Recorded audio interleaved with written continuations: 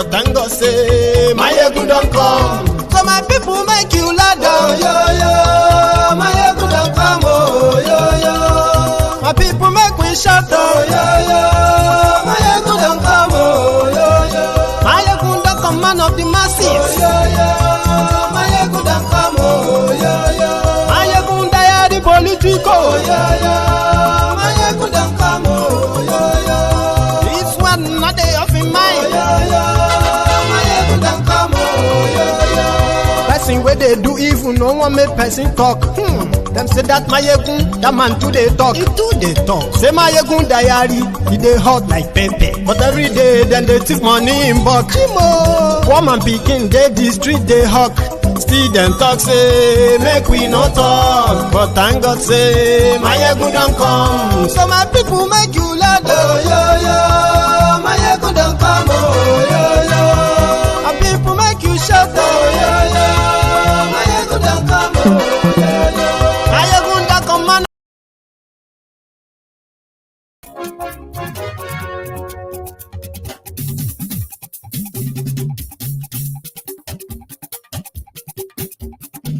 Mayegun làwa mọ̀ làmọ̀ tó dòdòdò. Mayegun diary, Mayegun number one. Mayegun làwa mọ̀ làmọ̀ tó dòdòdò. Mayegun diary. Good evening, good morning, good afternoon to you from wherever you are watching from. This is Mayegun Live. Lórí Facebook, lórí YouTube. Mayegun diary, Mayegun number one. Gbogbo bó ṣe ń lọ ni Mayegun já wa sí. Mayegun diary, Mayegun number one. Àṣírí ọ̀jẹ̀lú kì í bò níbẹ̀ o. Mayegun diary, Mayegun number one. Bó bá ṣe eré, àní Mayegun máa wí. Mayegun diary, Mayegun number one. Ó sì tún ṣe eré. Share the broadcast. Invite your friends. Invite your not so friendly friends and tell them that Mayegun is back. Mayegun today. Godfatherism kò sí lọ́rọ̀ Mayegun. Mayegun diary, Mayegun number one. Ẹ farabalẹ̀ sẹ́ o kẹ́kọ̀rọ̀ lẹ́nu. How many of you enjoyed the production? Because that's what somebody told me. Said, I love the production yesterday. The video, the picture, the audio, everything seems so perfect and then synchronized or well synchronized. What was your own experience as you are joining us tonight again? Share the broadcast.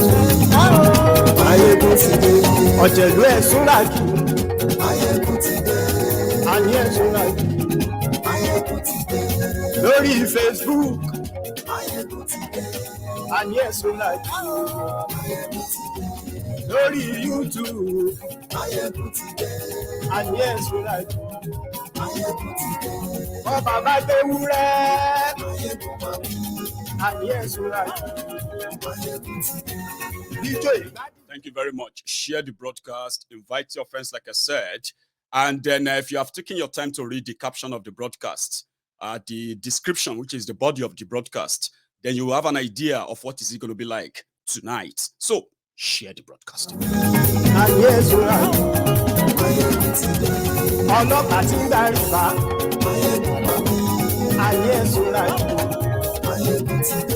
Aṣòfin tí ń rúfin o. Ayé ẹ̀sùn láti. Òkúra olóṣèlú. Thank you once again for joining me tonight. If you have read the caption of the broadcast, do not be get caught unaware. It is not new.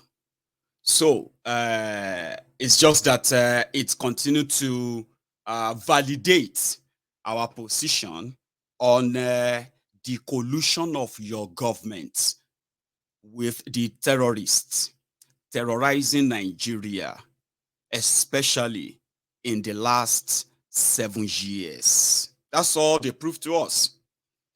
But there is more to learn from that, because meanwhile, there's something I actually wanted to quickly say, and that is this new image on Mayegun's Diary Political, consider it as, one of the experimentations we will have to do until we get something so perfect and permanent as our presentation of Mayegun's Diary Political. So I appreciate your feedback. If you let me know what you think, especially knowing that this actually cost a lot to do every month, I have to say. It wasn't like, it's no longer like what it used to be, which was just me and my camera phone anywhere I am, and that's me sorted. So now we have, the technology, the capacity to have a production like this, right? Where you can actually watch on your TV and it's not going to lose any resolution and all that. So I would appreciate your feedback, especially every time this changes comes up, so that I can know which one is going to work perfectly for us. BBC Africa did a report, a documentary on titled The Warlords of Zamfara. For 7 years, we have been bombarded with so many rhetorics, so many conspiracies. And the one that actually stands out is the topmost question: what exactly do these terrorists want? What exactly? This is the question that we have received many answers, but nobody has been able to actually answer it. Yes, in the last 7 years alone, we have seen the upsurge, the escalation of insecurity from a region called Northeast of Nigeria, escalated to the rest regions in the country. Nowhere is spared. Then people came out to say they had solution. First, it was your government who came out and they said the reasons for all these killings then was because of climate change. And as Fulanis are nomads, they are always mobile and they would need to feed their cows and at the same time to water them, right? See, they said this was the reason. And their solution then was, let us give them grazing routes. Later they changed that. They said, okay, let us give them a ruga. Eventually we realized that it all boils down to land targets, land grab. And the only way, when we started studying them, what exactly do they want? What would the Fulani man, why would the Fulani with AK-47 be shooting farmers down south Nigeria? What do they want? They want to feed their cow. Why are they doing all of that? So we discovered that there is more. It is which many people have known today, and they continue to deny. There is a regional conspiracy, to at least destroy Nigeria if they can't take Nigeria over. You will say who and who. See, there is no point in speaking in parables. The people in your government, starting from Bokwari. You ask me why? How did you arrive at that? I'll tell you. In Nigeria, 7-8 years ago, Nigerians were shocked to the reality of the state of their security when ragtag terrorists were able to walk into a community and kidnapped over 280 school children successfully. So to some of the people then, it was like, no way, this country is done for. How did this country get to this level? Terrorism was then being unleashed. But what people didn't know then was that those who later took over power, they contributed to that. In fact, they added to the flame because power at the time was not negotiable to them. So what happened? They went all over neighboring African countries. They told the Fulanis who were living in the forest there, many of them, put it this way, many of them banished from different West African countries because of their violence. Because before then, there was a report that said the fourth deadliest terror group in the whole world, they were the Fulani terrorists, is on record. But to Nigerians who didn't know that those who were adding to the flame were those who wanted to take power, which they confessed, though. I'm not making it up. They confessed to it, that they brought them, that their brothers is in power now. Whatever they have lost, just like some other West African countries are chasing these terrorists with their cows away from their territories, right? Nigeria was also chasing them away. People were bold enough to fight them off. There was none of them who were bold enough to ransack a village and go scot-free until these criminals came. So they went back to them and said, if you have lost anything, you can come back now and help us. If we take over power, you can be in charge of anything you want. Take anything you want. This agreement is there before 2015. So what happened? The terrorists were hibernating between Chad, Niger, Mali, and all of these deserts in the Sahel. So the few ones who were the Hausas, the Kanuris, who are members of Boko Haram, those ones, they were much like boxed to northeast of Nigeria, Borno, and the neighboring states. But the moment this APC, Egbekegbe, came in, they did two things. One, they shut the border of the southern Nigeria. Then, although there was no real border in northern Nigeria, but it became more porous. You know what then happened? The migration of the terrorists into Nigeria, like never seen before, began. In fact, they had to start a big campaign in Nigeria that if you are out there and condemning this Fulani terrorist, you will be considered as enemy of Nigeria, enemy of peace. And they sold that for a while. So from Boko Haram in northeast of Nigeria, it escalated to northwest, north central, southwest, south, southeast, which then started this endless revolution against the system, because that's not all that happened. In those neighboring countries up north, before this APC, Egbekegbe, came in, some of those, their presidents, they were already milking Nigeria. There's a place called Lake Chad Basin. You see, that Lake Chad Basin is a desert, and it cut across some of these Niger and others. So they were already coming to Nigeria to come and cut deals based on security. But guess what? When it comes to when it comes to the protection or the freelance of the terrorists in that Sahel, guess what? They always find sanctuary in those places. So it was like a making conspiracy. But you see, when APC Egbekegbe came, that changed. You know what changed?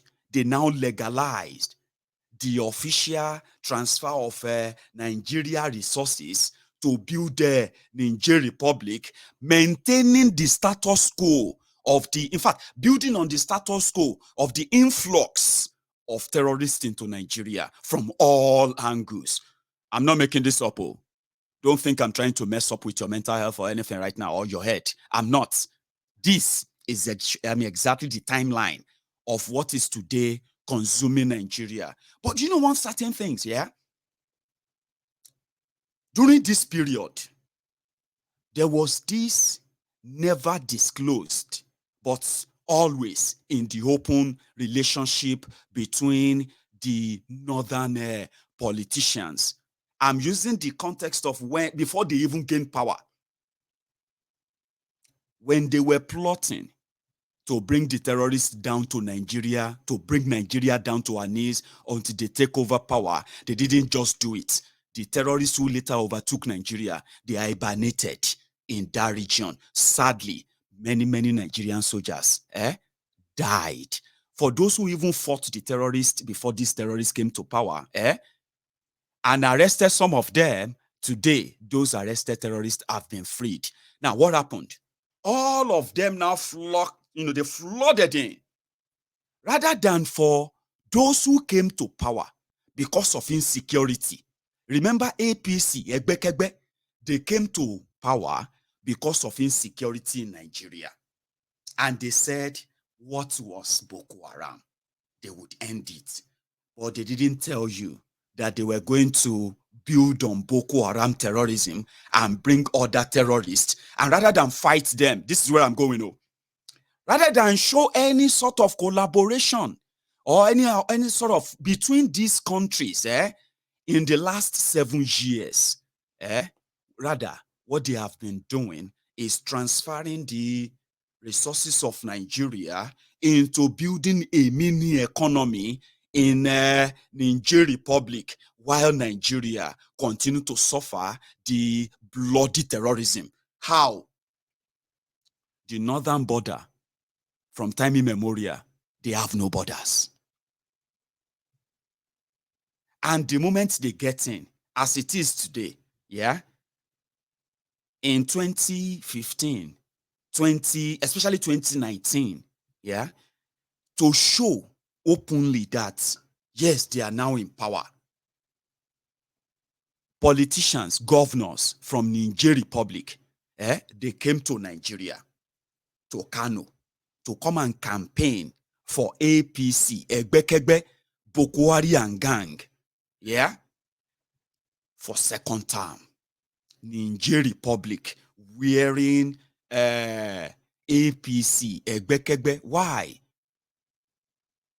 Because the grooming ground, or let's say the breeding ground for all that Nigeria is suffering today is no other place than Niger Republic, than Chad, than Cameroon, than Mali, and all these places. And how are they able to get into Nigeria and pass through all those countries without being stopped, despite the money that Nigeria continue to give to them in the name of security? By the way, I'm talking about billions of naira. I'm still coming to the current one. No.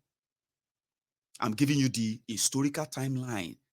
For 7 years, they have made over $2 billion from Nigeria in the name of collaboration of fighting insecurity. But guess what? They kept all their borders open. The terrorists are always moving there. The gun runners are always moving there. They know them when they move all of this black market, what have you. They coordinate them. But on the surface, as long as Nigeria bleeds, and in a way they can build their paradise in Niger, is business, nothing personal. How? Zamfara State, BBC came out and they did a report. Now, this documentary on the terrorism in Zamfara is like a window into what that terrorism is in the entire northern Nigeria. We have 2 sets of terrorists terrorizing Nigeria today, okay? We have one who are like home-based terrorists. Those ones, you find them in Boko Haram. You find them in the Fulani terrorists up north. Now, the home-based terrorists are the ones who actually opened the window, the welcoming hand, and in fact, gave the foreign terrorists, the ones that always speak French, when they kidnap you in a Igbono, or they kidnap you or attack your village in the middle of the night, speaking French or languages that you can't even understand. Those are the foreign terrorists that are welcomed into Nigeria because they're always welcomed. So BBC documentary did something. It went straight to the terrorists, their leaders, the home-based one. These are not Boko Haram now. These are Fulanis in Nigeria who have been used in the past by their political leaders, governors, senators, reps, and the rest in order to push their usual servitude agenda, slavish agenda, which is now becoming the Nigeria agenda. They said, even if they told you Nigeria has Hausa Fulani, it is not true. So the documentary then exposed what exactly is happening, the terrorism that Nigeria is spending trillions of naira every year that goes into private pockets. So what exactly is happening in northern Nigeria? So we realized that the war that you, me, every one of us, that they are milking to fund their terror war in Nigeria, that war is actually the Hausa Fulani war that they won't tell you because it is not good for politics. Now you will know. That documentary showed that. You would expect, as I told you earlier, I said, they have colluded from the word go. Your borders are opened. So there's nobody checkmating or anything, checking anybody there. The terrorists just drive in, they pick up the map, they choose where they want to go to, because even when they come in, they are already protected by those who are supposed to protect you. Their law, their security forces, they have already protected the terrorists when they come in. But why would the same people, somehow who have the same religion or culture or tradition, right? Why would they feel comfortable, right, to kill themselves? There are many of you from southern Nigeria will say, now family business. Abi? So we discovered that the century-long division in them that they love to deny, that the suppression, oppression, and the killings, the massacre going on in northern Nigeria, that the only ethnic nationalities suffering it are mostly the indigenous Hausa and others in northern Nigeria. And guess what? That documentary also exposed that the average Hausas in northern Nigeria, just like some of you in southern Nigeria who have experienced the terror of this AK-47 wielding terrorist Fulanis, the Hausas are now saying it publicly that they know those who are killing them, cleansing them, taking over their land, they are no other than Fulanis.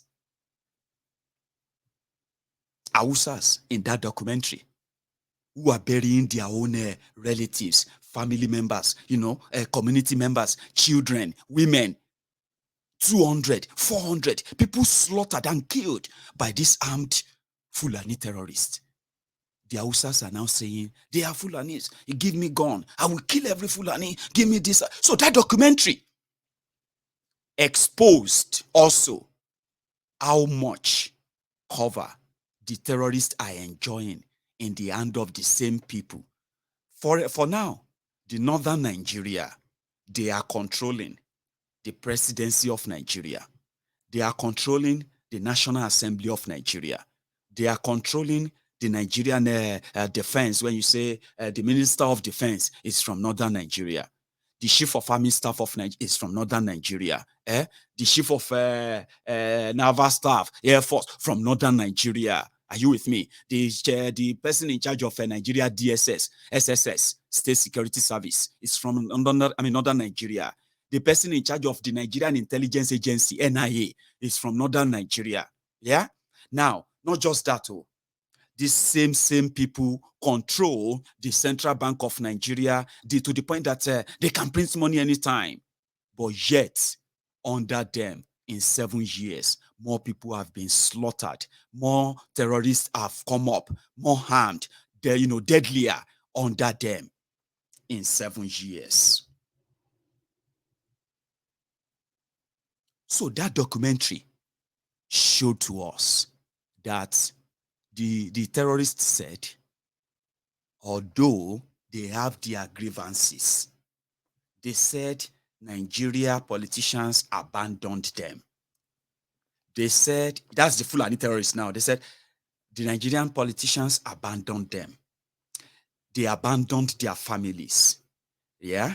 And whenever they manage to send their children to school, that they discriminate against Fulani children in schools. That when 100 Northerners sit for exams, that out of, let's say, 1,000 Northerners sit for exam, and 100 Fulani sit for the same exam, this Fulani warlord, they said, the northern system, this same northern one united north, the Fulani, this Fulani warlord said that only one Fulani child will be passed, others will be failed, right? And Hausa children, they will be promoted. So to them, they are being marginalized and forgotten. According to them, they said a Fulani man we need to go and, when it is raining, when it is, windy, they would have to carry their cows, on tougher terrains. They shall complain about Nigeria abandoning them. And they said because of that, they wanted to embarrass the government. This one a local one, and those ones are not the ones who want land that Boko Haram's government and their minions, they are putting together water resources bill to take over your waterways, so that and then 10 miles from your water river banks and the water banks, 10 miles land radius to give to Fulanis that are killing people in southern Nigeria. Now, the Fulanis the terrorists killing people in southern Nigeria, those ones are not the ones exposed by the BBC documentary. Do you know what the reactions of Nigeria government is right now after that documentary? Yeah, they sanctioned BBC Africa. They will pay 5 million naira for exposing the truth there. They will pay, Daily Trust will pay 5 million naira, and every platform that shared that video, that documentary in Nigeria, as we speak. Remember the same Boko Haram's government. Let me take you back a bit. The same Boko Haram APC, Egbekegbe government, 7 years ago, they came out and they told you that the reasons why the Fulani terrorists invaded farms in Ekiti and they killed a woman, killed a man, killed a boy who resisted them when their cows invaded their farms. The Nigerian government said the reasons for that was because the Fulanis, they needed a place to graze their cows. And most of the places where people have farms today in Yoruba land or in southern Nigeria, they used to be grazing routes where cows always travel from the north down to the south and back to the north, down to the south in the 1900. That's what they said. And they said, so that's why they killed people in Ekiti, because they were looking for grass to feed their cows. So what are you going to do about that? They said, no, don't talk about it. If you talk about it, you want to create problem. You want people to hate Fulani. You want people to start doing this or that. They started that propaganda then. And they didn't stop. They made laws, or they tried to make laws to gag the people. They said Nigerian medias, they must not report any sort of terrorism that involves the Fulanis. They must not report them as Fulani act of terror. They must always report those killings, those massacre, genocide going on. Nigerian media must report them as clashes. Do you understand? So they actually send circular to the media houses in Nigeria. They can't report the truth. They can't interview the victims, or else they will be sanctioned and they would have to pay 5 million naira fine or more, or even go to jail. That's part of the solution that APC, Egbekegbe, brought. In order to douse the tension, the Lagos landlord, Tifnumbu, also participated, you remember, when the Fulani terrorists killed the daughter of the leader of Refinery, a Yoruba socio-political organization, their leader, Fafa Soroti, when they killed Funke Arakunrin, his daughter, Tifnumbu went there and he was asking the journalist, what is wrong with you? You keep asking me that people said, were you there? How do you know that it's a Fulani terrorist that killed her? Where are the cows? And remember, they own the media houses as well. So they managed to gag them to some extent. So BBC going all out this time around, though, not like the shoddy job they did on the insecurity in Eastern Nigeria, where they were screenshotting Facebook posts, Facebook comments, Twitter posts, and they were now ascribing them, ascribing the unknown gunmen to IPOB without speaking to any of the unknown gunmen that they actually met and said, oh, I'm a member of IPOB ESN. We are the one called unknown gunmen. You see this particular one, warlord of Zamfara, Baba, that exposed the truth that the terrorism Nigeria is battling is actually the war between the Fulanis and indigenous people of northern Nigeria, and it is getting to a stage whereby it is about to explode. But how come Niger Republic is now benefiting as Nigeria is nosediving into total bankruptcy? As they are depleting your reserves, depleting all your resources, smuggling your crude oil, and then making sure that your naira continue to get destroyed. In Niger Republic, it is a different story. How Nigeria criminals under this, apart from these open borders in northern Nigeria, these rogues, they have intentionally, before now, like I said, the northern governors, states like that, Zamfara, Borno, and others like that, they have been investing in Niger Republic, including investing in the internal security of Niger Republic regularly, no joke. Houses of assemblies in northern Nigeria, when they are debating their annual budget for their states, they always also debate budgets set aside to be given to some states in Niger Republic to help them either to buy police vehicles, government official vehicles, or to go there and build hospitals, roads. They have always been like, imagine, you are from Zamfara, okay? And the Zamfara Assembly, they had a budget, let's say a budget of 180 billion naira.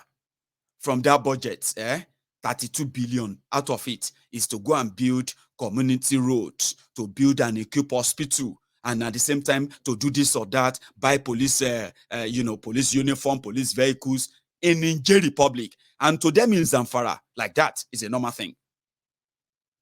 Do you understand? Because they considered Niger Republic. In fact, they will tell you, if not because Oyinbo separated us, separating cousins from cousins, Niger Republic is supposed to be part of northern Nigeria, but it is not. It is not. So these people from Niger Republic in charge of Nigeria now, they wrecked Nigeria. Apart from making themselves rich, like beyond what you can imagine, they wrecked all the public infrastructures in Nigeria. They wrecked Nigeria economy. They wrecked Nigeria currency. They rendered many of you jobless. Today, they have depleted your foreign reserve beyond what can pay for the next, 3/4 supplies of what you need in Nigeria. While they were doing all of that, your refinery is dead. Guess what? They were building Niger Republic. It's not that Niger Republic is Eldorado. If you are sleeping in darkness, they have electricity in Niger Republic, courtesy of Nigeria. Do you know that? Yeah? Right. Now, just about 2020. Remember the former Minister of State of Petroleum, Ibeka Chiku. Yeah, you know, Bokwari is the Minister of Petroleum. And they promised you they will be building you one refinery every year. If they have kept that promise, by now, they would have built 7 refineries. Nigeria has currently more than 6 refineries, majority of them moribund. Yeah. Under this APC, Egbekegbe, those refineries to refine your crude locally, in order that if you are able to meet local supply, so local demand, Nigeria can then begin to even sell their own petrol, diesel to neighboring African countries. All of this will help strengthen your naira, because majority of these West African countries, you can make them pay you in naira, even if you can't make OPEC for crude oil to pay you in naira, because they have wrecked your economy, they have turned you to beggars. These criminals have destroyed everything, and your credit rating all over the world is destroyed. But guess what? If they had been building that one refinery every year since 2015, by now they would have built 7.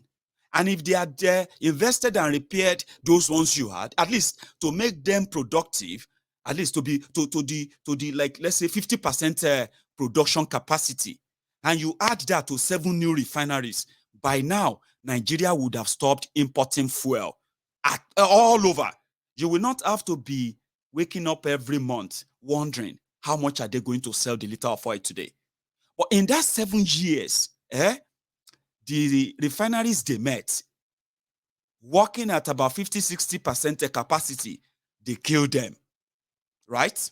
When they were killing them, Ibeka Chiku decided to sign a oil contract, whatever deal, with what? Do you know where? Niger Republic. They said before APC, Egbekegbe, there was a refinery in Niger Republic, and they were refining about 5,000 crude every day. That is the capacity, very small. Maybe now one of them in northern Nigeria owned it, right? But they didn't have money. The moment APC, Egbekegbe, came to power, Ibeka Chukwu went to them and they said they signed a deal. They extended the oil production in Niger Republic that will be supplying petrol to Nigeria. They increased it to 20,000 production. They celebrated it. That's a very good thing. You know what they did? They created jobs for them in Niger Republic, while Port Harcourt Refinery was dying, and every other refinery everywhere were dying. Another wastage they did in that 7 years, they decided to go and build a refinery in Kaduna that doesn't have any oil. And you know, they would have to what? They would have to lay pipes to run the crude oil to Kaduna, to refine the crude oil in Kaduna, so that it can supply them crude oil in northern Nigeria. So to them in northern Nigeria, Niger Republic is their own Niger Delta. Even if the Niger Republic doesn't have enough oil or enough capacity to expand their oil production or whatever it is, of course, Nigeria can bear the costs. Why not? They celebrated it. They said, by increasing oil production in Niger Republic from 5,000 to 20,000 crude oil, refining crude oil every day, Nigeria will be getting cheaper petrol from Niger Republic. And they celebrated it. They said, while they were doing that, they were also awarding contracts to fix your own refineries. Ladies and gentlemen, in 7 years, APC, Egbekegbe, spent over $2.5 billion to revive your refineries in Nigeria. But today, all your refineries cannot produce one tanker of petrol successfully today. Why? Because none of those money was invested in your refineries. When they failed the first 4 years, they said, what happened is that, don't worry. Yes, we haven't given you refineries, but do you know that Nigerian government is investing in a bigger refinery? What is that refinery? Dangote Refinery. Dangote came out and said, I want to build the biggest refinery in Africa, but you don't get money. He went to market and said, oh, please, he went to and said, borrow me money. All over the world. They said, how much is it going to cost you to build that refinery? Dangote said $12 billion. They went to town. They couldn't raise $1 billion. But guess what? Nigeria Central Bank of Nigeria, via the NNPC, they are interested in Dangote's refinery. That's a very good investment. It is good for us. You know, we cannot build refineries. We cannot manage it. We have built refinery in Kaduna. It has produced not single 1 liter of kerosene. But people are collecting. Do you know the salary of those who are working in Kaduna Refinery in Nigeria? Salary of every month, they are collecting 45 billion salary. That's how much they pay all of them. Kaduna Refineries, APC, Egbekegbe, they know they produce anything else. They have their own budget. Every year, they send their budget to NNPC. 400 billion, 800 billion, Kaduna Refineries. Kaduna Refinery. Are you with me? So don't worry, we have another idea. Dangote is going to build it for us. That was what they sold you, Abi. Immediately after the election again, 2019. Okay, what are we going to show the people? They now brought Timipre Silva. Timipre Silva, the former thief, governor of Bayelsa, the one that they caught hiding behind the closed door. When they came for him, remember that picture? Like Olongbo, cat. He became Minister of State for Petroleum, replaced Ibeka Shuku. Some of my Biafran brothers said, Nigeria has a way of disgracing you, but Tifnubu has a way of destroying you. They said Ibeka Shuku now one kind intelligent, very smart. But the moment they join APC, Egbekegbe, you know the story. They can't bring another thief, Timipre Silva. Instead of one give project, what was his first project? He rushed down to Niger Republic. Guess what he did? He increased the production of petroleum, refining petroleum in Niger Republic. The Nigeria supply, Nigeria they pump them crude oil. So from 20,000 to 40,000. Or more constant celebration again. Hey, Nigeria production is going to be 40,000. Congratulations, Mr. Minister. God bless you. But do you want me to shock you? Even though they are taking Nigeria crude oil to go and refine in Niger Republic, Nigeria still pay them subsidy. That subsidy that you will think, should be Niger Republic just here. They will tell you, in Nigeria, the landing cost of petroleum per liter from Niger Republic is about 300 naira per liter. So if you go out there and you buy petrol for 160, 200 naira, from Niger Republic, Nigeria is also paying them extra 100 naira on your behalf. You see that robbery, Nigeria refineries can never work. Dangote has no money to complete it anymore. They have to go into central bank and say, okay, NNPC is investing 3.5 billion inside Dangote refinery so that he can finish it. And Nigeria will stop buying fuel at very, very expensive prices. Oh, Jominjo.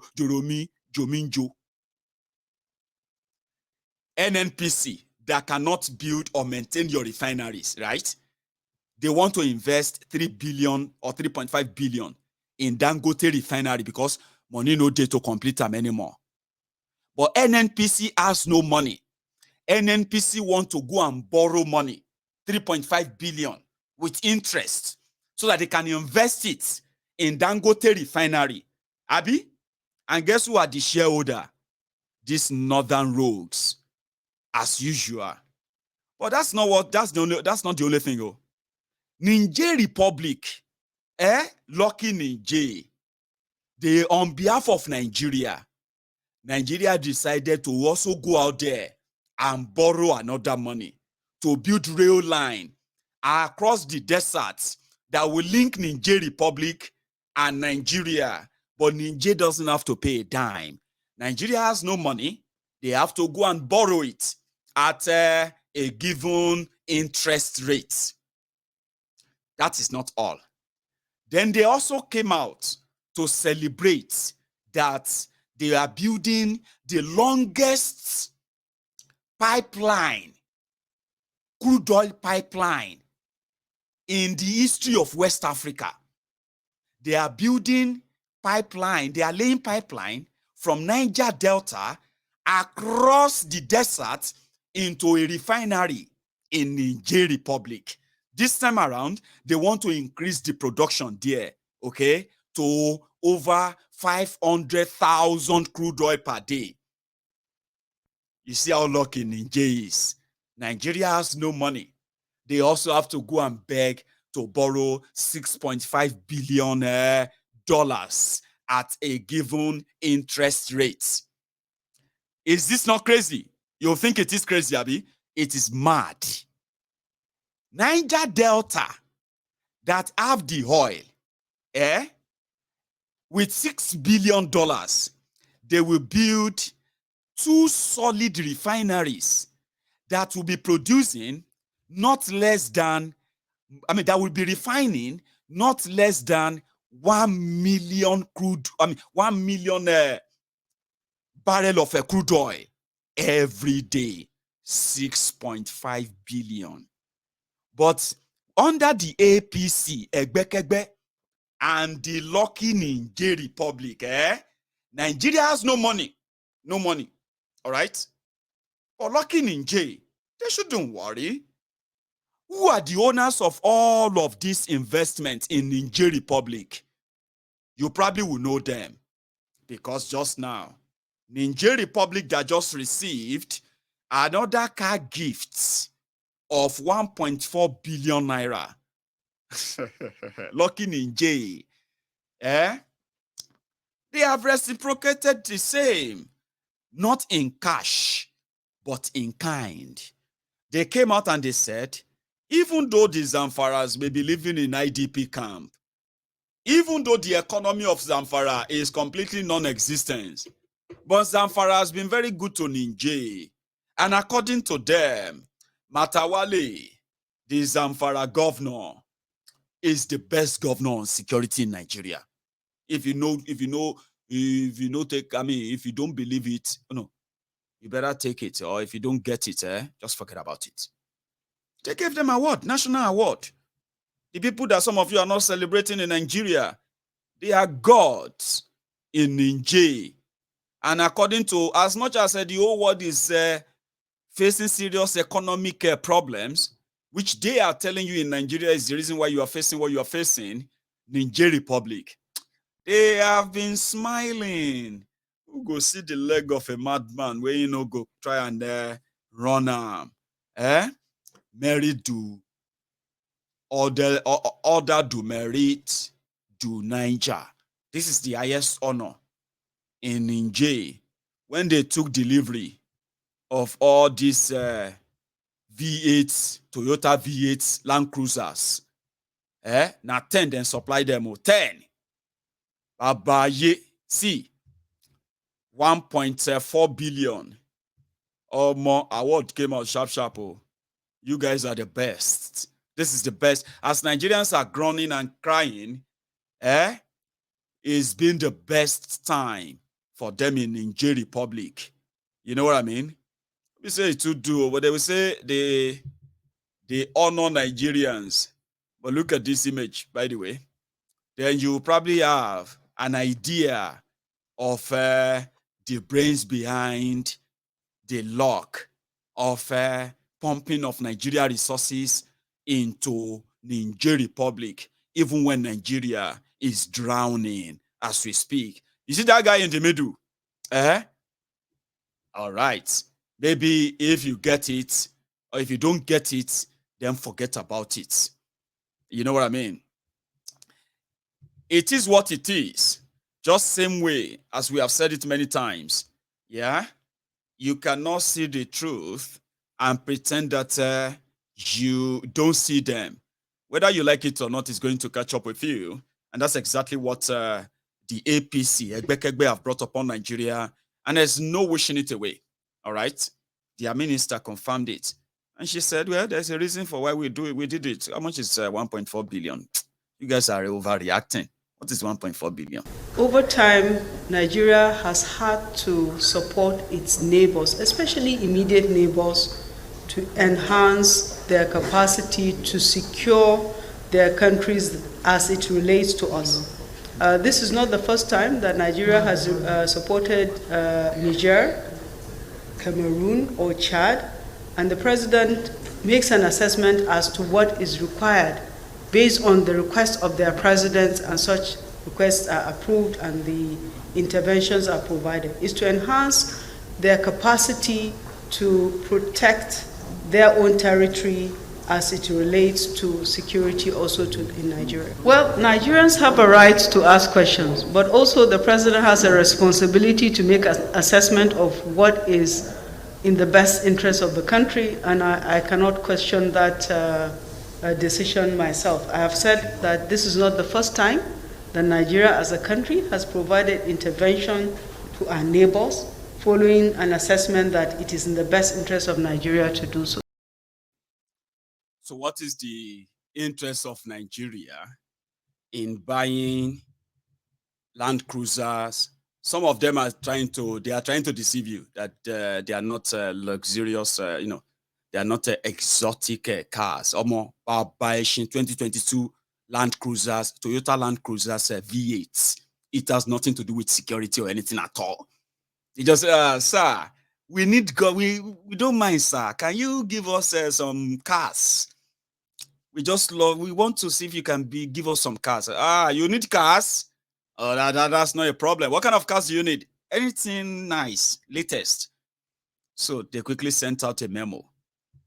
The memo, which is this one, in case if they are deceiving you, that what they bought for them is security vehicles. They are not security vehicles. So look at the company that is to supply them, yeah? Read. You will see Kaura, you see Ifo Kaura Motors, Nigeria Limited, to supply 10 numbers of Toyota Land Cruiser V8 vehicles to Republic of Benin. Okay?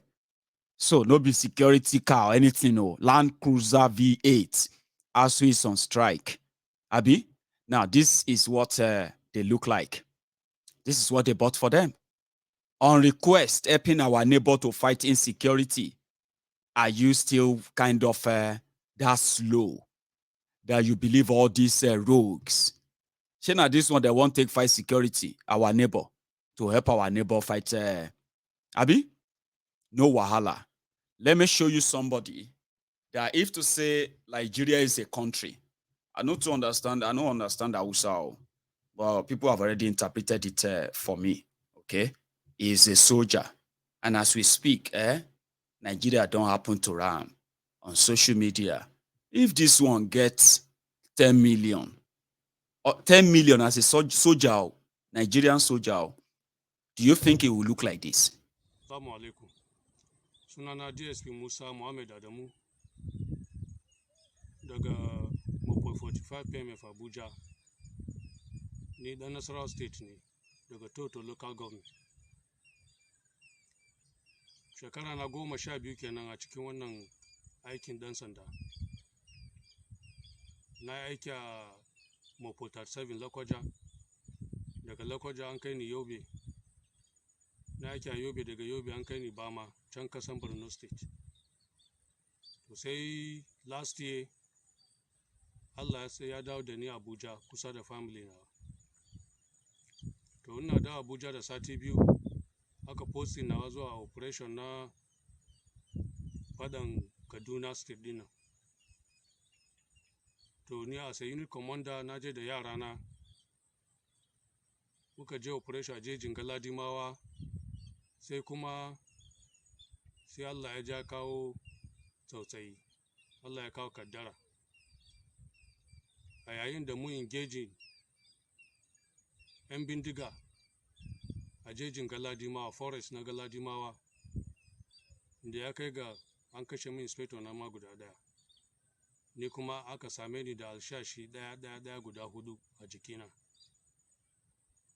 Shi na ka kawo ni asibiti a Zaria. To a treatment da aka yi mun a asibiti na a Zaria, Kaduna State Government sun yi kokarin first treatment nawa, kuma da alkawarin za su treat nawa harin warke. To muna nan kuma bayan wata 4 an min surgery guda 2 a cikina. They said he's a police officer, not a soldier. So that's a point of correction, okay? The police officer. And you see, when I show you things like that, yeah, I'm not showing you just him. I am actually giving you the picture of tens of thousands like him in Nigeria. Abandoned, you're on your own, Baba. They might try to take care of you initially and pretend that they want to. No. You're going to be on your own eventually. ASU on strike. And as we speak, Nigeria is broke. I mean, your Minister of Labor, Diokija Shatabandu, Krisingige, he said, you guys don't know what is coming. There's nothing. There is nothing. We have no idea of what is going to happen now. Nigeria is gone. He said it. He said Nigeria is broke. Central Bank of Nigeria cooking figures, telling you that you have this or that one. Or that. You don't have anything anymore. Your foreign reserve depleted beyond anything. Then you became generous too. $5 million. Taliban's in Afghanistan. $1 million is 600. Put it this way, is 700 million naira. 700 million naira times 5, 3.5 billion naira. That is how much they ferried to Afghanistan. Many of you probably didn't even know the consequences of that. Generous broke man. You know what happened? Nigeria, I mean, APC, Egbekegbe, Boko Haram gang, they have turned Nigeria to this shameless, useless personality that is so irresponsible, yeah, but he still want to claim to be the big brother, the good one, the generous one. So he doesn't have to, he can do anything to put up that show. But in this case, Nigeria is not putting up a show. One of these transgressions that comes out once in a while, they are just an idea. They're just the point. I mean, the key things you need to peep inside of what they are doing. And eventually you understand why Nigeria is what Nigeria is today. They want you to go and pray for good country, good this or good that. But you can't pray for them when they are working day and night to make that impossible. So it's going to be working in contrast. And that's exactly what Nigeria has been like, working like that. The terrorists in government of Nigeria, I don't know their intention, but I can tell you that I feel it. It is not a good one. Look around you. These guys have destroyed everything. I don't know how to describe that to you, especially if you are watching me from Nigeria right now. You have no idea. In the next couple of months, right, they will not be able to pay salaries. They have already started. Many of you have not been paid, and you're likely never going to be paid. It's going to get worse. The reason is because there is no free cash flow anymore. Inflation is at its, maybe double or triple digits as we speak. Yeah. The recession is, you are battling recession as we speak right now. Your naira is in a free fall. Before December, with what these guys have done and what they are still doing, you are going to understand the consequences of what they have done. I mean, you would understand them. It's not good. I feel it. I can feel it. It's not. NNPC of Nigeria refused to remit any dime since January, and you are not enraged, Abby. They are still busy, right? Renegotiating all your resources with those who can give them cash. They are ready to sell anything that can turn to cash. When they turn to your foreign reserve, nobody knew. From $42 billion down to 15 billion. Alaye, $27 billion gone. And the entire country had no clue until now. And you're telling me that you have a good feeling that something is going to bear.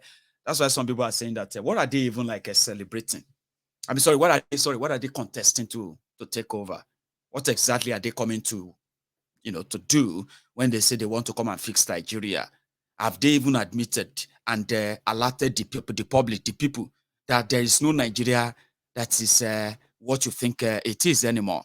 You are about to have, for the first time, a bankrupted Nigeria, giant of Africa. Or more, you will see influx. People will be running here and there.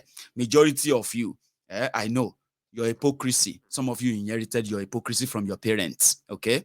If our parents, put it that way, if our parents, if they didn't just use hypocrisy to play along, maybe me and you today, we will probably never be, we will never be fighting this same war, okay? So today, many of you are also hypocrites. You know that the situation has gone beyond anything you can even explain yourself. No matter how daft you are, no matter how dumb you are, many people can feel it that oh, more, this is not going to end well. You will come on social media, defend this terrorist government and their policies, fight everyone you can fight, and continue to shout Iwolokon. But behind the scene, you are all looking for a way to escape. We know that, don't we? I'm coming back to something. I saw this guy's clip, and I'm like, there are many of you watching me right now defending Tifnumbu. That this is what you're actually waiting for one day. You self will come to love Nigeria from abroad and become, patriotic Nigerian from abroad.